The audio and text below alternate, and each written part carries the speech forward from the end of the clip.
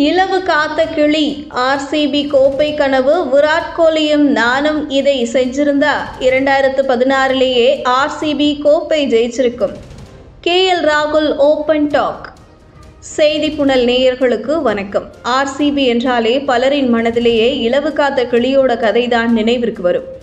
ஒவ்வொரு முறையும் இசாலா கப் நம்தே என்று சொல்லிவிட்டு பல்பு வாங்கி கொண்டு செல்வதே வேலையாக வைத்துள்ளனர். அந்நிறுவனம் இன்றும் ஐபிஎல் கோப்பையை வெல்லாத அணிகளில் ஒன்று என்ற ஏக்கம் தொடர்ந்துதான் இருக்கிறது.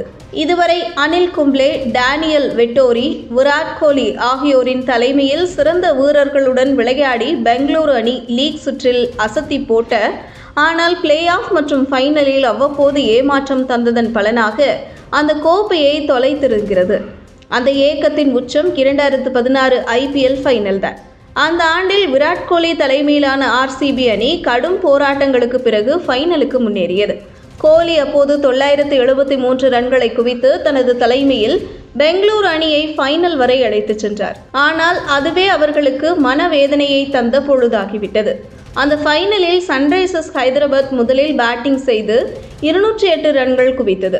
முக்கிய வீரர்களாக வார்னர் 69 ரன்கள், யுவராஜ் சிங் 38 ரன்கள், பென் கட்டிங் 39 ரன்கள் என்று அடித்தனர்.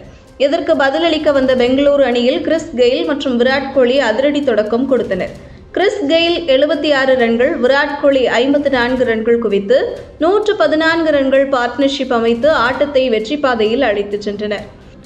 ஆனால் பின் வந்த ராகுல், ஏபிடி வில்லியர்ஸ், ஷேன் வாட்சன் போன்ற நட்சத்திர வீரர்கள் அந்த வேகத்தை தக்க வைக்க தவறினார்கள். மொத்தத்தில் வெறும் 8 ரன்கள் வித்தியாசத்தில் பறிபோகும் போது அந்த தோல்வி பெங்களூரு அணிக்கு இன்றும் மறக்க முடியாத காயமாகவே உள்ளது.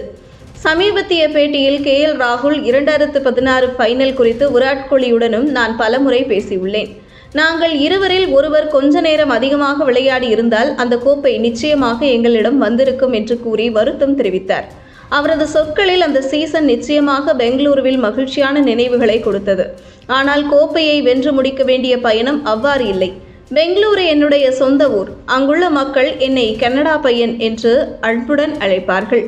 அந்த வெற்றியை அவர்கள் கண்ணீர் கலந்த கைகளில் பார்த்து கொண்டனர் என்று துயரத்துடன் பகிர்ந்தார். 2025 ஐபிஎல் சீசனில் அந்த கோப்பையை வெல்லும் ஆசையுடன் பெங்களூரு அணி மீண்டும் சாகசத்தை தொடங்க இருக்கிறது. அவர்களின் முதல் கோப்பையை கைப்பற்ற வேண்டும் என்ற முயற்சியுடன் அந்த ஆற்றலான அணியின் பயணம் தொடரும். இதுபோன்ற செய்திகளை தெரிந்து கொள்ள செய்தி புனலுடன் இணைந்திடுங்கள்.